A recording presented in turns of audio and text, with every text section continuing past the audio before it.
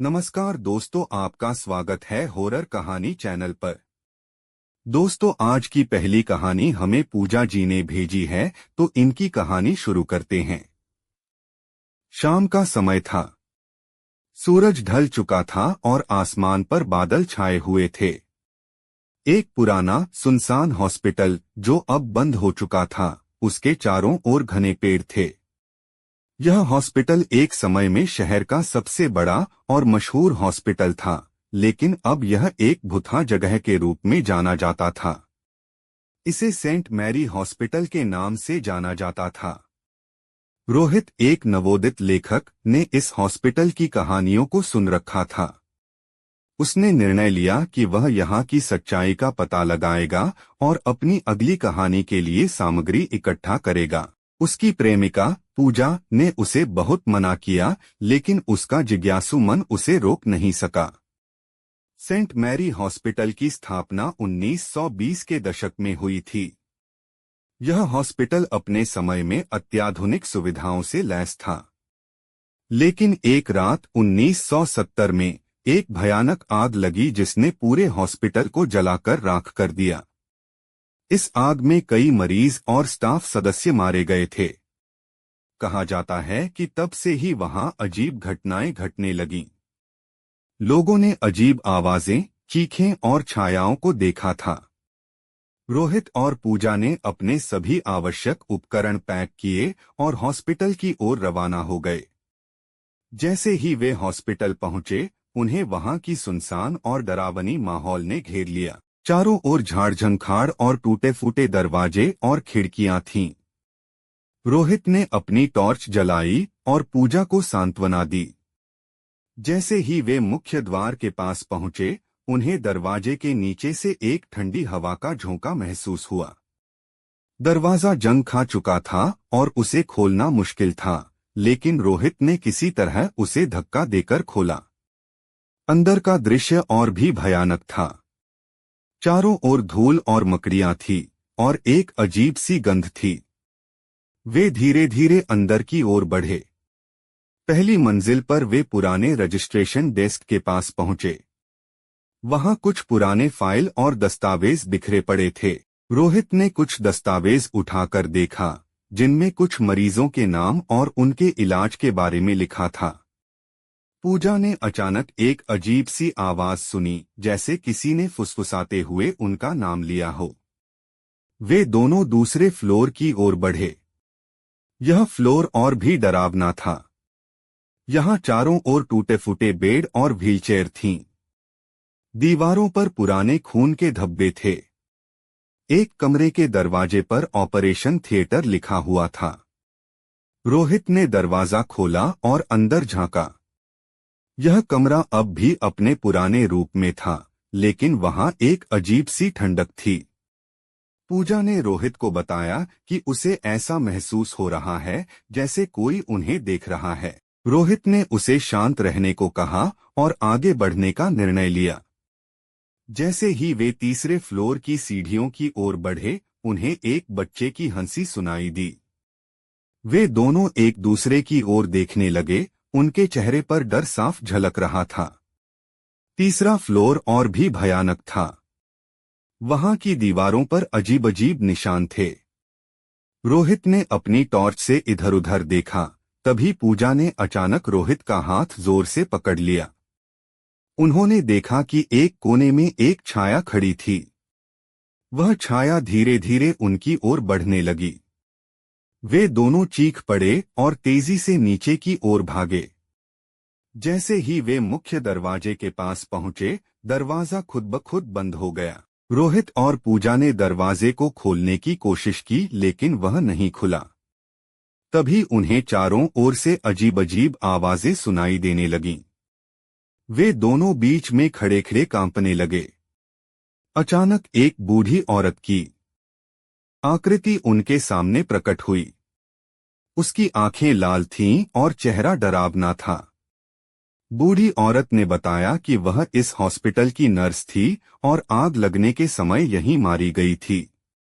उसने रोहित और पूजा को बताया कि यहाँ की आत्माएं शांति चाहती हैं, लेकिन उनकी पीड़ा उन्हें इस जगह से बांधे हुए है। रोहित ने उसे आश्वस्त किया कि वह उनकी कहानी को दुनिया के सामने लाएगा और उन्हें शांति दिलाएगा।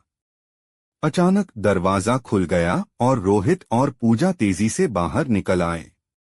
उन्होंने देखा कि बाहर का माहौल पूरी तरह बदल चुका था।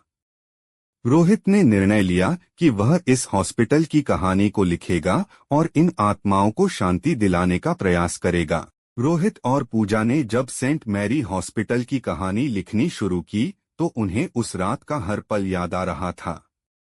उन्होंने किताब के पहले भाग में हॉस्पिटल में घटी घटनाओं का विस्तार से वर्णन किया, लेकिन अब उन्हें अपनी किताब के दूसरे हिस्से के लिए और भी सटीक और डरावनी जानकारी चाहिए थी। इसलिए उन्होंने निर्णय लिया कि वे एक बार फिर से हॉस्पिटल जाएंगे। इस बार रोहित और पूजा ने ज्यादा तैयारी की। उन्होंने अपने साथ कैमरे, रिकॉर्डिंग उपकरण और कुछ धार्मिक ताबीज भी ले लिए। पूजा थोड़ी डरी हुई थी, लेकिन रोहित ने उसे दिलासा दिया कि इस बार वे और सावधानी बरतेंगे। रात होते ही वे हॉस्पिटल की ओर रवाना हो गए। रास्ते में ही अजीब-अजीब घटनाएं शुरू हो गईं। उनके गाड़ी के पास से अचानक एक सफेद साड़ी में लिपटी महिला गुजरी। पूजा ने जब उस महिला को देखा तो उसके रोंगटे खड़े हो गए। रोहित ने उसे ध्यान नहीं देने को कहा और गाड़ी चलाते रहे, लेकिन थोड़ी ही देर बाद उन्होंने देखा कि वही महिला उनकी गाड़ी के सामने खड़ी है। इस बार रोहित भी डर गया। उसने गाड़ी रोक दी और अपनी टॉर्च जलाकर बाहर निकला, लेकिन बाहर कोई नहीं था। हॉस्पिटल पहुंचते ही उन्हें वही ठंडी हवा का झोंका महसूस हुआ। दरवाजे को इस बार खोलना थोड़ा आसान था, क्योंकि पिछले दौरे के दौरान उन्होंने दरवाजे की जंग हटा दी थी। अंदर घुसते ही उन्होंने देखा कि चारों ओर और भी ज्यादा धूल और मकड़ी के जाले थे। लेकिन इस बार उन्होंने एक नई आवाज सुनी, एक बच्चे की हंसी। वे आवाज का पीछा करते हुए दूसरी मंजिल पर पहुंचे। एक कमरे में उन्हें एक पुरानी टूटी-फूटी गुड़िया मिली। जैसे ही पूजा ने गुड़िया को उठाया, उसे एक ठंडक महसूस हुई और उसने गुड़िया को वापस रख दिया। अचानक एक छोटी सी लड़की की छाया उनके सामने प्रकट हुई। वह छाया रोहित और पूजा को देखकर मुस्कुरा रही थी। रोहित ने पूछा, तुम कौन हो? लेकिन वह छाया सिर्फ हंसती रही और धीरे धीरे गायब हो गई। वहां से आगे बढ़ते हुए वे फिर से ऑपरेशन थिएटर पहुंचे। इस बार उन्होंने देखा कि कमरे की दीवारों पर कुछ नए निशान बने हुए थे। वे निशान खून से बने हुए लग रहे थे। रोहित ने अपने कैमरे से उन निशानों की तस्वीरें लीं। तभी अचानक एक धुंधली आकृति उनके सामने आई और जोर से चीखी। वे दोनों घबरा गए और तेजी से बाहर की ओर भागे। अब वे चौथी मंजिल पर जाने का निर्णय लिया। इस मंजिल पर कभी कोई नहीं गया था, क्योंकि यहाँ की सीढ़ियां टूट चुकी थीं। लेकिन रोहित ने अपनी साहसिकता से वहां जाने का प्रयास किया। उन्होंने देखा कि चौथी मंजिल पर एक बड़ा हॉल था, जिसमें चारों ओर टूटे-फूटे बेड और स्ट्रेचर पड़े थे। वहां की दीवारों पर कुछ अजीब-अजीब चित्र बने हुए थे। जैसे ही वे हॉल के बीच में पहुंचे, उन्होंने देखा कि चारों ओर से छायाएं घिर आईं। ये छायाएं उन आत्माओं की थीं जो हॉस्पिटल की आग में मारे गए थे। वे छायाएं रोहित और पूजा के चारों ओर चक्कर लगाने लगीं। अचानक उनमें से एक आत्मा ने पूजा का हाथ पकड़ लिया। पूजा चीख पड़ी और रोहित ने किसी तरह उसे छुड़ाया। वहां से भागते हुए वे नीचे की ओर दौड़े। मुख्य दरवाजे के पास पहुंचते ही फिर से वही बूढ़ी नर्स की आत्मा प्रकट हुई। इस बार उसकी आंखों में आंसू थे।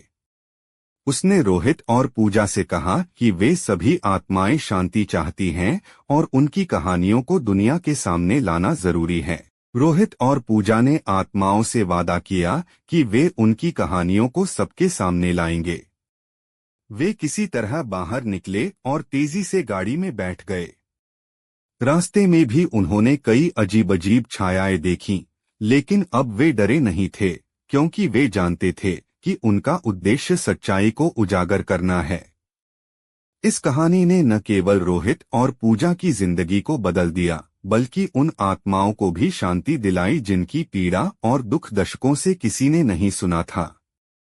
यह कहानी हमें याद दिलाती है कि सच्चाई को छुपाना असंभव है और अंत में सच्चाई ही जीतती है। दोस्तों, मैं उम्मीद करता हूं कि आपको आज की कहानी जरूर पसंद आई होगी। मिलते हैं एक नई सच्ची हॉरर कहानी के साथ। धन्यवाद।